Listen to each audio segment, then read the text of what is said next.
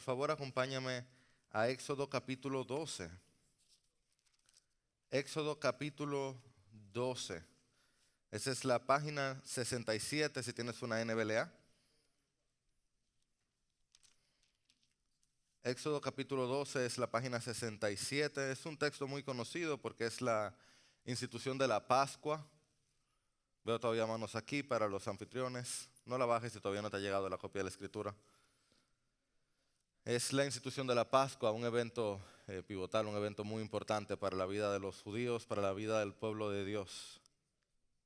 Y yo he titulado este sermón El Cordero y la Pascua. Estamos en una serie llamada El Hilo Redentor, donde estamos viendo los principales eventos o muchos eventos principales y cómo todos van atándose al final, al principio de hecho, a lo que es el punto máximo de la Escritura, que es la cruz de Cristo.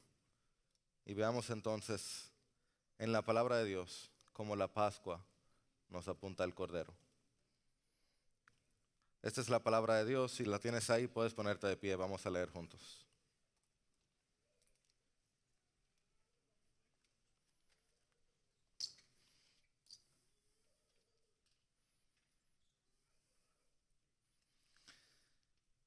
En la tierra de Egipto el Señor habló a Moisés y a Aarón y les dijo: Este mes será para ustedes el principio de los meses. Será el primer mes del año para ustedes. Hablen a toda la congregación de Israel y digan: el día 10 de este mes, cada uno tomará para sí un cordero, según sus casas paternas, un cordero para cada casa. Pero si la casa es muy pequeña para un cordero, entonces él y el vecino más cercano a su casa tomarán uno según el número de personas. Conforme a lo que cada persona coma, dividirán ustedes el cordero. El cordero será un macho sin defecto de 1 año, lo apartarán de entre las ovejas o de entre las cabras, y lo guardarán hasta el día 14 del mismo mes. Entonces toda la asamblea de la congregación de Israel lo matará al anochecer. Ellos tomarán parte de la sangre y la pondrán en los 2 postes y en el dintel de las casas donde lo coman. Comerán la carne esa misma noche, asada al fuego, y la comerán con pan sin levadura y con hierbas amargas. Ustedes no comerán nada de él crudo ni hervido en agua, sino asado al fuego, tanto su cabeza como sus patas y sus entrañas. No dejarán nada de él para la mañana, sino que lo que quede de él para la mañana lo quemarán en el fuego. De esta manera lo comerán, ceñidas sus cinturas, las sandalias en sus pies y el cayado en su mano. Lo comerán apresuradamente. Es la Pascua del Señor. Porque esa noche pasaré por la tierra de Egipto y heriré a todo primogénito en la tierra de Egipto, tanto de hombre como de animal. Ejecutaré juicios contra todos los dioses de Egipto. Yo, el Señor. Leemos este verso juntos. La sangre les será a ustedes por señal en las casas donde estén. Cuando yo vea la sangre, pasaré de largo, y ninguna plaga vendrá sobre ustedes para destruirlos, cuando yo hiera la tierra de Egipto. Y este día será memorable para ustedes, y lo celebrarán como fiesta al Señor. Lo celebrarán por todas sus generaciones, como ordenanza perpetua. Que el Señor bendiga su palabra. Dios, cuánta gracia tienes para nosotros que nos has hablado directamente tú mismo. Desde el trono de la gracia tú no solo intercedes, bendito seas tú, sino que tú también hablas. Nosotros oramos, Señor, que eso sea lo que siga pasando hoy, a través de tu Espíritu Santo. Tus siervos escuchan. Necesitamos, Señor, que tú nos guíes y nos apuntes a la sangre que intercede para que el destructor pase de largo. Y es en el nombre del que murió que oramos, quien también resucitó. Amén. Déjenme iniciar respondiendo una pregunta que tal vez nunca se han hecho, pero yo creo que les va a interesar cuando lo escuchen y cuando conozcan la respuesta. ¿Por qué empezamos el año nuevo el 1 de enero? O sea, nosotros celebramos o contamos, mejor dicho, un año solar, ¿cierto? Sabemos que es la Tierra le da la vuelta al Sol en más o menos 365 días, ¿cierto?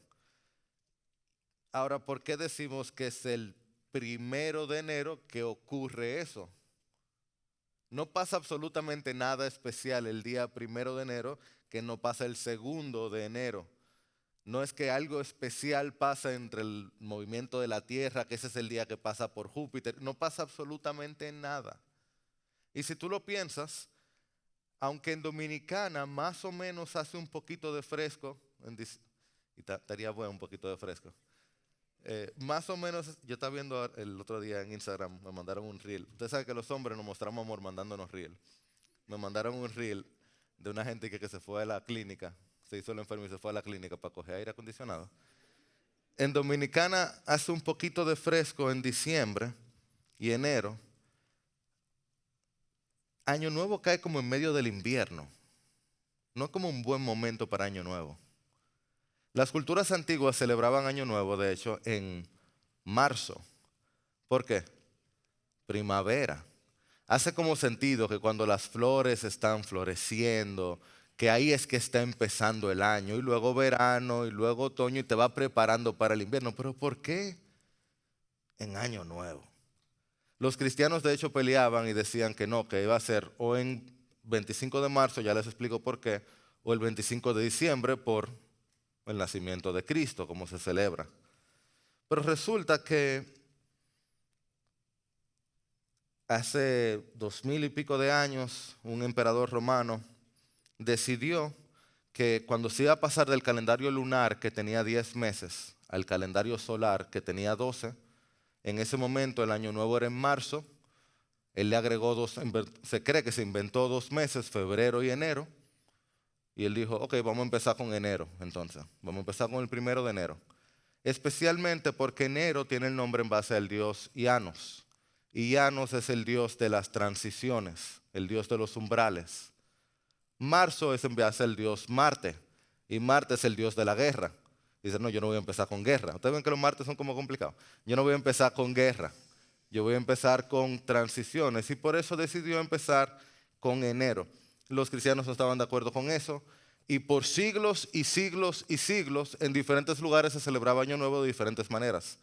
Hasta en 1582, el Papa Gregorio bajó una bula, una raya, y dijo, no, no, no, está bien. Vamos a usar el 1 de enero como cuando empiezan los años, pero se va a guardar el 25 de marzo como el día de la Anunciación, se va a guardar Semana Santa, aunque se va a cambiar por año, porque no se sabe exactamente cuándo fue, y el 25 de diciembre hay que respetarlo, y como que eso empezó a sazonar y a dejar, ok, está todo el mundo contento, y de ahí es que se empieza mundialmente a celebrar el 1 de enero, ahí empieza a coger fama, aunque en lugares como China, ustedes saben, hay un año nuevo diferente, y en lugares como Etiopía, año nuevo es el 11 de septiembre.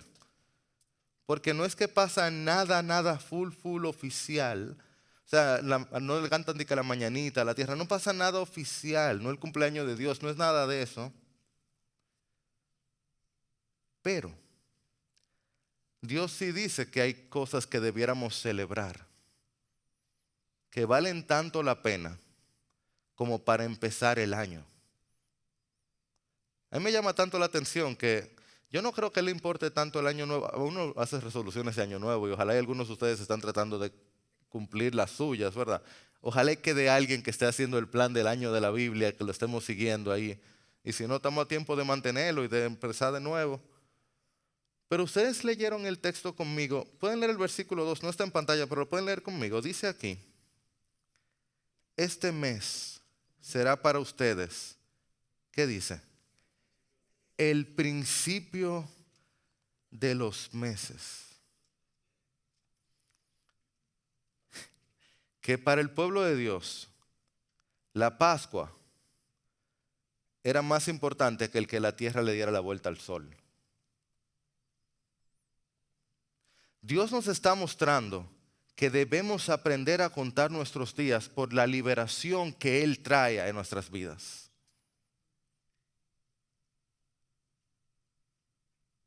Déjeme darle a usted una hoja de ruta. Primero vamos a ver cómo llegamos aquí. Segundo, vamos a ver por qué tanta muerte. Y tercero, veamos dónde está el Cordero. Y esta es nuestra idea central. El pueblo de Dios, esto es tan sencillo, necesita recordar continuamente la salvación del Señor.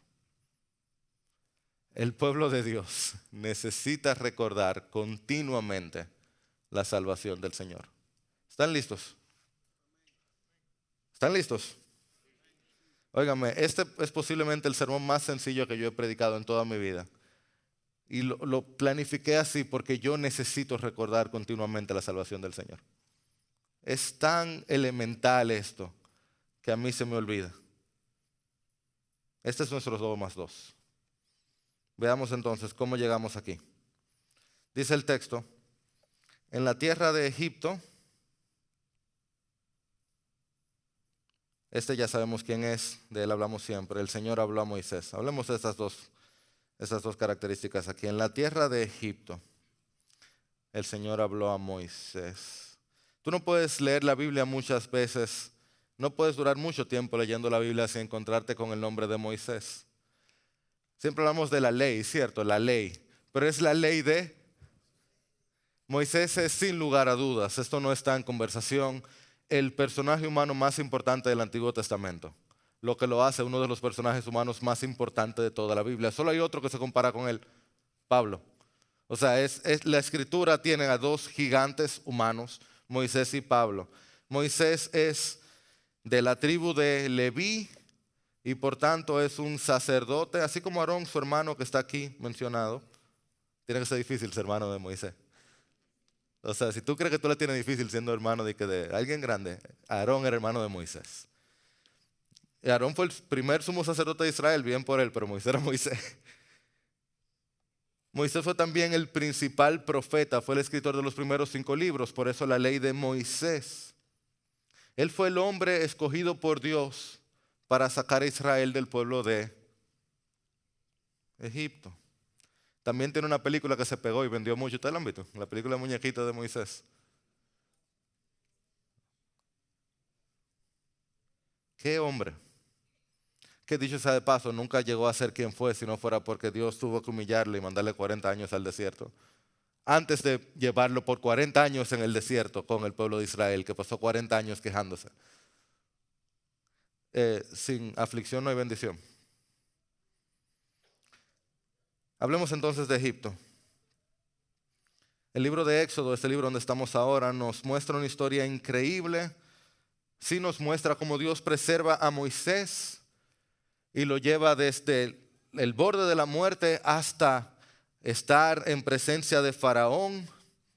Y lo hace para hacer de Moisés quien fuera a preservar la descendencia de Abraham, de Isaac y de Jacob, el pueblo de Israel que Dios va a preservar de la esclavitud de Egipto. Y dice, mira Moisés, yo quiero que tú liberes a mi pueblo. Y a Faraón no le pareció muy bien esa idea. En todo el libro de Éxodo, mejor dicho, los primeros 20 capítulos de Éxodo, Faraón y Egipto son sinónimos. Se usan intercambiablemente. Y Faraón no estaba muy de acuerdo con eso. ¿Por qué? Porque él tenía cientos de miles de esclavos haciendo su voluntad. Cuando tú tienes tantas personas pagándole casi nada, tú no quieres dejarlos ir. Además que a él no le gustaba que hubiera un Dios. Acuérdate que un faraón era un Dios. Se consideraba a sí mismo como un Dios. Faraón no estaba de acuerdo con que un tal Dios, el tal Señor, el Jehová, tuviera más poder que él. Y cuando viene Moisés y empieza a mostrarle ciertas cosas, los magos de Faraón también muestran ciertas cosas y tienen ciertos poderes demoníacos. Dios le dice, mira Faraón, a ti te conviene que tú suelte a mi pueblo. Y Faraón dice ¿quién? Y el Señor dice, yo que soy el Señor tu Dios, el Señor Dios de la tierra, te digo, suelta a mi pueblo. Y Faraón dice, no voy a soltar nada. ¿Y tú sabes lo que Dios hace? ¿Sabes? Con 10. Las 10 plagas. Langostas, moscas, piojos, ranas, úlceras, fuego, tinieblas. Y Faraón amaga y como que sí, que voy a soltarlo y luego, Y entonces un poquito y luego que no voy a soltarlos. Dios habla y Faraón decide no escuchar. Y entonces viene la última de las plagas.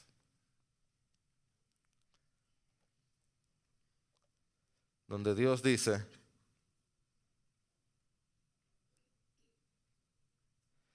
heriré a todo primogénito.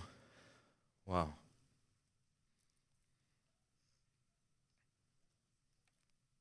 Ejecutaré juicios. Faraón dice que él es un dios. Pues yo voy a ejecutar a todos los dioses. Este es el punto máximo del conflicto entre la arrogancia del hombre y la autoridad de Dios. Cuando la roca que se cree inamovible, la roca que se cree impenetrable, se encuentra contra la fuerza que es imparable. Porque ¿quién es como nuestro Dios? Y la arrogancia te hace pensar, tú sabes que yo espero que ninguno de ustedes haya llegado ahí, pero yo sí he estado ahí donde en mi arrogancia yo creo que a mí no hay quien me pare. Y Dios en su gracia, lo mejor que puede hacer con nosotros es decir, déjame moverte para mostrarte. ¿Te ha pasado que Él te destruye? No, ojalá y no, pero te mueve el piso para que te des cuenta y te hace pasar hambre para que veas que lo necesitas. Te hace pasar sed para que le pidas agua. Él le hizo eso a Faraón, Él le hizo eso a Egipto. Y ellos dijeron, Dijo, ok. 1, 2, 3, 4, 5, 6, 7, 8, 9 veces. Faraón no quiso. Ejecutaré juicios. Y ahora esta plaga es diferente a las demás. Todas dolorosas, todas fuertes, pero esta 10ª plaga es diferente a las demás. Por muchas razones, pero hay algo muy único en esta. Si tú conoces la historia, sabes que Dios ya había guardado a Israel de las otras plagas. Dios había decidido que Él iba a liberar a su pueblo. Dios, déjame decirte esto, yo tengo que recordarte esto porque a ti y a mí se me olvida. Dios ama amar. A veces uno cree como que Dios está ahí como que, tú sabes, bueno, ya tengo esta gente aquí, tengo que cuidarla. Un padre disfruta cuidar a sus hijos. ¿Quiénes aquí son padres? ¿A quienes les gusta causar una sonrisa en sus hijos? Nadie bajó la mano, todo el mundo contento. ¿Qué tú crees del padre bueno? ¿Tú sabes la cosa que uno hace por cuidar a sus hijos? ¿Quién no hace de todo por cuidar a sus hijos? Dios es tan justo y tan bueno que Él que quería liberar a su pueblo en medio de todas estas plagas, Él hizo cosas como esta. En aquel día, mira lo que dice. Yo pondré aparte la tierra de Gosén para que no haya allí enjambres de insectos. ¿Y por qué? Porque ahí mora mi pueblo. En todos los lados llenos de insectos, pero ahí, en Gosén, donde está el pueblo de Dios, ahí no. Y miren esta otra plaga, las tinieblas, dice, no se veían unos a otros. Imagínate toda la tierra de Egipto, todo oscuras. Nadie se levantó de su lugar por 3 días. Pero mira lo que dice. Todos los israelitas tenían luz. Tu Padre disfruta protegerte. ¿Lo crees? Entonces, no es como que el Señor no sabía dónde vivían los israelitas. Pero tú leíste el texto, decía que los israelitas tenían que marcar sus casas.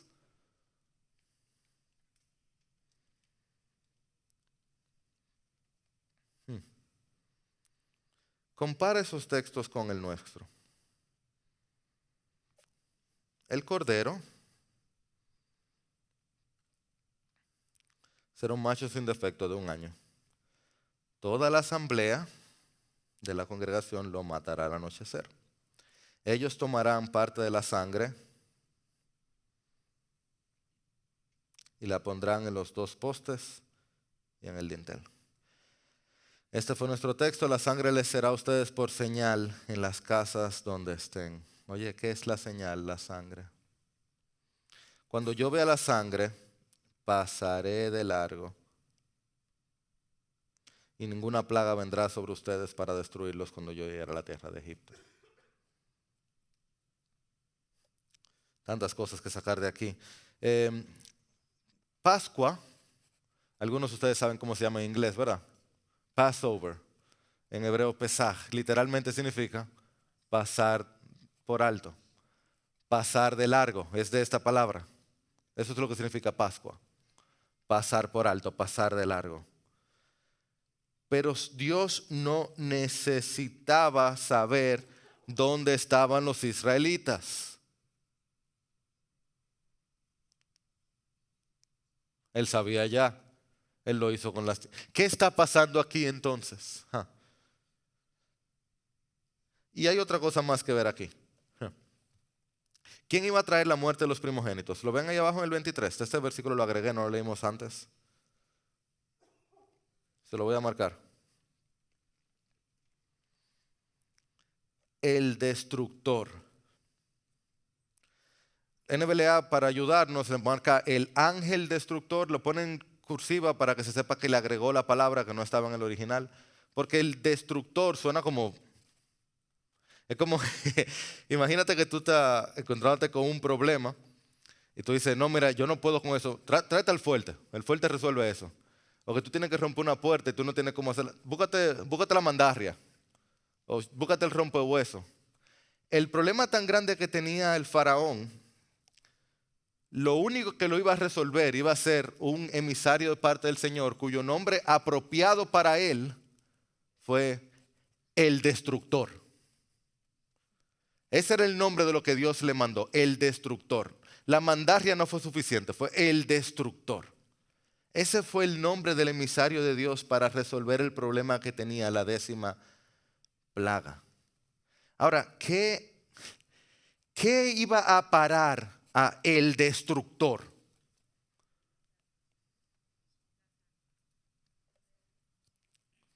¿Cómo le gana un cordero a el destructor? O sea, yo nada más me estoy imaginando, yo no quiero volver a usar Walter, pero, y menos Walter con Ana Patricia, pero es que el destructor, y el Señor dice, mira qué va a resolver al destructor. Mira cómo yo paro al destructor. Israelitas, presten atención. Esa es la 10ª plaga. Los israelitas se saben ya cómo va. Cuando Moisés habla, ellos hacen lo que él diga. Ya ellos saben. El Señor habla a través de Moisés, a través de Aarón. Ellos se saben esto. Esta no es la primera vez. Ya ha pasado de todo. Este es un mundo de milagros. Y Dios le dice, viene el destructor. ¿Ok? Sí. ¿Qué hacemos? Búsquense un corderito. Muerto. Porque vivo por... No, el cordero muerto va a resolver al destructor. ¿Qué más? ¿Qué fuerza tiene? O sea, ¿cómo tú lo... Viene el corderito lo vas a avisar. Pero la sangre del cordero va a hacer que la muerte pase de largo.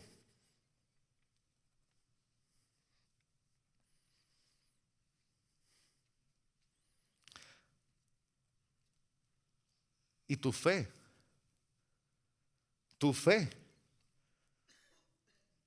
Porque quizás no te hace sentido de plano hasta que tú empiezas a entender. Lo que nos lleva a pensar, ¿por qué tanta muerte? Hay cosas de nuestra fe que cuando tú la ves de pronto, tú dices, no, es que son cristianos. Yo me imagino los egipcios, estos benditos israelitas ahora, un cordero, pero... Y si tú lo lees, como comiéndoselo de que con sandalias puestas, pero mejor vamos a una fiesta, y esta gente comiéndoselo rápido, y botando la carne, quemándola. No, esto es Israel. Como la gente se puede burlar de tu fe también. Pero cuando tú te sientas y evalúas, tú dices, pero es que Dios habla, y yo tengo fe, pero no una fe irracional, pero sí una fe completa. Porque cuando Dios habla, yo le hago caso. Porque tiene sentido tanta muerte. ¿Por qué? Esta 10ª plaga es un evento demasiado doloroso. Lo leímos, la muerte de todo primogénito. Luto, llanto. ¿Y qué sanaría la muerte? ¿Qué me salva de la muerte? Más muerte. La muerte del corderito. ¿Tú quieres un animal más inocente que una oveja de un año? A uno le da pena cuando uno ve un animal morirse. El texto en el versículo 29 más adelante nos dice esto: a la medianoche el Señor hirió a todo primogénito en la tierra de Egipto, desde el primogénito de Faraón hasta el primogénito del cautivo que estaba en la cárcel. Todo primogénito del ganado. Faraón se levantó en la noche, él con todos sus siervos y todos los egipcios. Y escucha, se oyó un gran clamor en Egipto, porque no había hogar donde no hubiera alguien muerto. Recuerda que la Biblia a veces susurra, pero aquí no lo está haciendo. Cuando te deja claro, es que desde el de Faraón hasta el de la cárcel, es porque todos son culpables. Keller decía muy bien: en cada casa de Egipto o había un cordero muerto o un hijo muerto.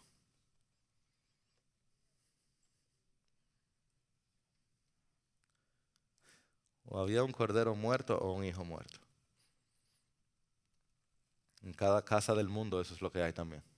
Eso es lo que habrá.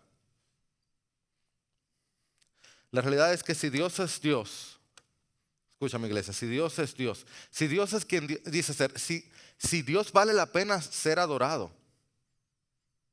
si Dios es glorioso en cualquier medida, si hay justicia alguna en el universo, si la balanza universal va a nivelarse en algún momento, alguien va a tener que pagar por la maldad.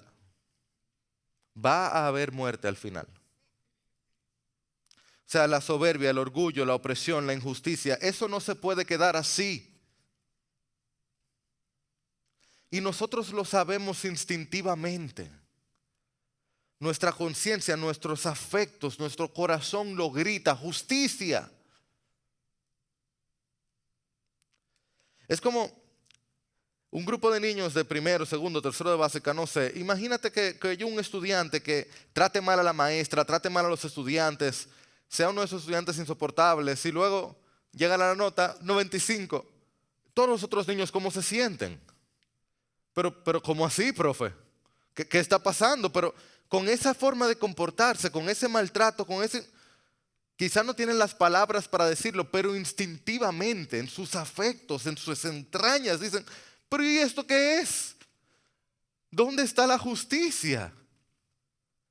Hay algo dentro de nosotros que sabe que se tiene que pagar por lo mal hecho. Cuando alguien te ha traicionado, que tú lo has tratado bien, con amabilidad, y te viene y te traiciona, te maltrata. Cuando te roban, que tú trabajas tanto por algo y viene alguien así un inaprensivo y te roba. Hay algo dentro de ti que no está mal, es Dios que te lo ha dado, que te dice: ¿pero y cómo va a ser? Tú dirás: no, pero eso no merece muerte. Tal vez eso no. Primero, tú no eres el juez del universo. Y segundo, el juez del universo que pone las reglas le dijo a Adán y Eva: el día que ustedes se coman esa frutita, ¿qué va a pasar? Ciertamente morirán. Luego de ahí estamos viviendo con tiempo prestado. Y si tú quieres que hagamos el ejercicio filosófico, es: ¿qué va a pasar si le das otro chance y otro chance y otro chance y otro chance y otro chance y otro chance? Mira la humanidad. Estamos viviendo en tiempo prestado, chance tras chance, chance tras chance, chance tras chance. Alarga eso por la eternidad. Bien dice el apóstol Pablo: la paga del pecado es la muerte. Es que el dueño del juego, el creador de todo, el que mejor nos conoce, nos dice: lo que el pecado merece es la muerte. Los 9 chances de Faraón lo mostraron. Y por eso la sangre, mira cómo lo dice Hebreos 9. Según la ley, casi todo ha de ser purificado con sangre. ¿Y qué dice? sin derramamiento de sangre no hay perdón. Es que es con sangre que se paga. Porque a Adán se le dijo, si pecas, si desobedeces, sangre. Ya Dios había traído juicio de diferentes formas. Hasta oscuridad le mandó y Faraón, ¿Cuándo tú crees que Faraón soltó a Israel? Solo con la sangre. Como Dios ahora ya dijo 9 chances, no, ok. Ahora viene el juicio sobre las personas. Eso implicaba sangre. Y por eso, como sin derramamiento de sangre no hay perdón de pecados, los dinteles, los postes, ¿qué llevaban? Sangre.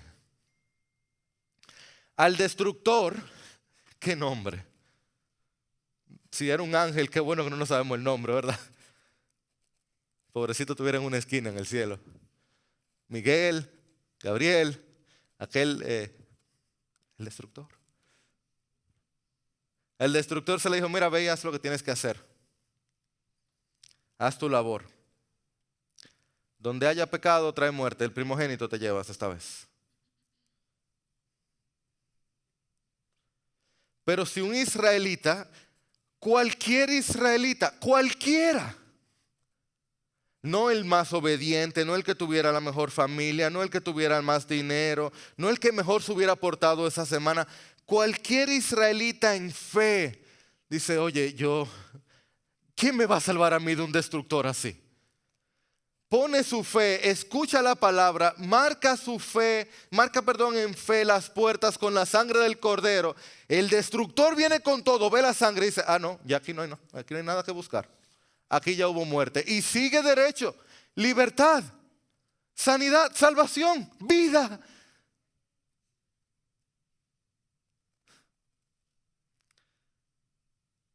Tú sabes que tú no necesitas hacer más nada que poner tu fe en la sangre del cordero. Tú pintas los dinteles de tu corazón de la sangre del cordero, el destructor pasa derechito. Vida, salvación, sanidad, libertad. Dios dice que hay un cordero que limpia, que liberta. Que si tú crees esa palabra, tú serás salvo del destructor. Y la realidad es, porque esta es la parte que a nosotros no nos cuadra. Nosotros podemos vivir también si queremos bajo nuestra justicia. Tú verás. ¿Qué es lo que hace el destructor? ¿Qué le entra a la casa? Yo tengo multiló. Yo conozco un herrero, un carpintero, un metalero y un ladrillero. Construye 10 babeles frente a tu casa. El destructor entra igualito.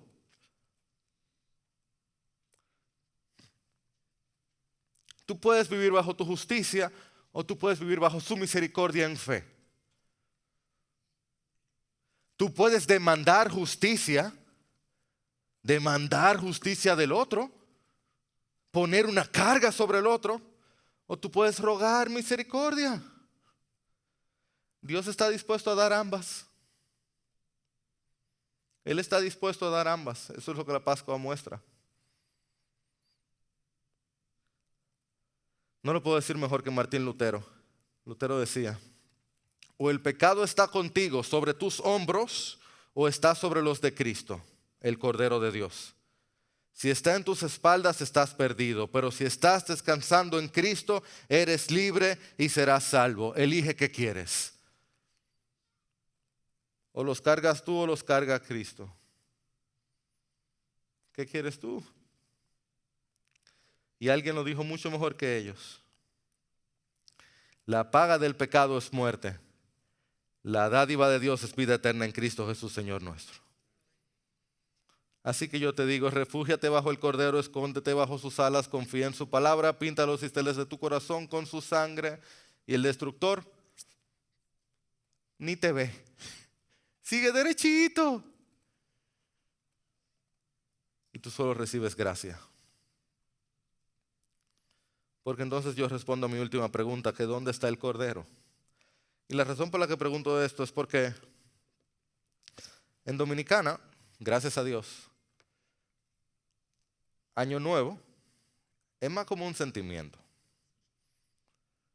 ¿cierto? Empieza como desde que se siente la brisa o desde que cierta estación lo avisa, que cambia la forma que se anuncia y ya tú sabes que empezó Navidad.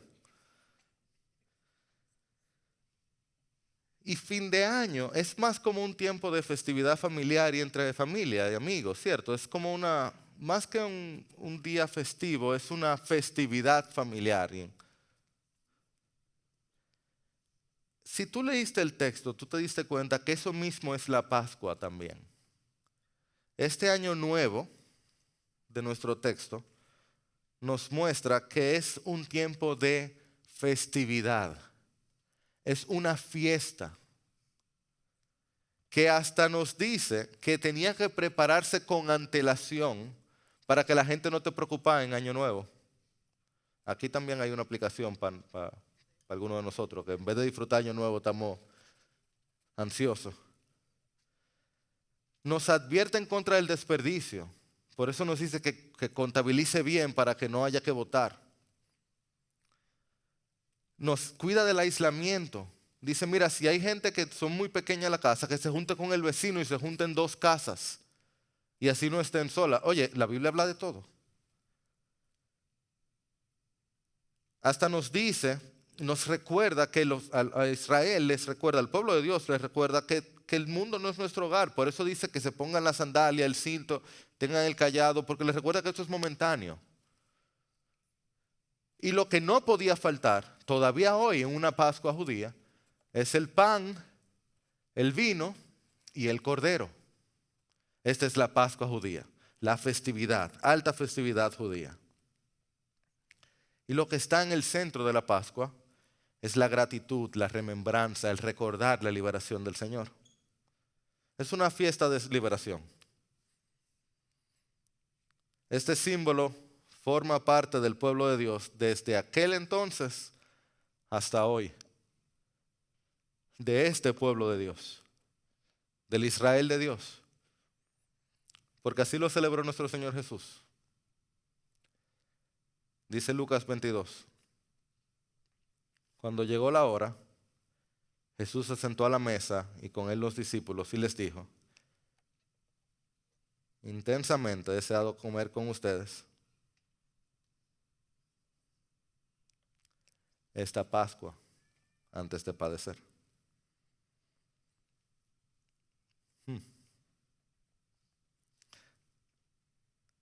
Nosotros seguimos participando de la Pascua, de la liberación del Señor. En un sentido muy real, tal vez no nuestro año nuevo, pero nuestro calendario sigue girando en torno a la gratitud y la remembranza. En cierto sentido, como el cristiano recuerda, ¿y cuándo tú conociste al Señor? Bueno, yo hace 24 años o hace 6 meses. Tú como que tienes ese momento muy en tu mente, cuando ese antes y ese después que el Señor te liberó de la opresión del pecado y de la muerte, donde tú estabas en ese reino de tinieblas, donde estabas en las garras del destructor y el Señor te liberó. Pero en cierto sentido tú planificas tus días, tus semanas para venir y adorar al Señor y recordar su liberación y cantar de su salvación y cantarte y contarte del Evangelio.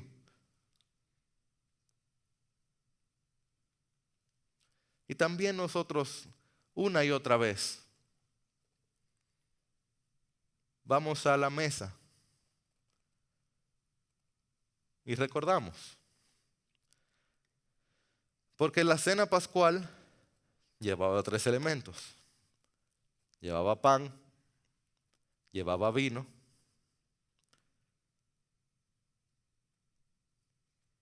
y cuando Cristo celebra la Pascua con lo tienen ahí en pantalla, Él celebra la Pascua con sus discípulos, Él da pan y Él da vino, pero no hay ninguna mención del Cordero. Es la Pascua, se trata del Cordero, pero Él no menciona al Cordero. No hay mención.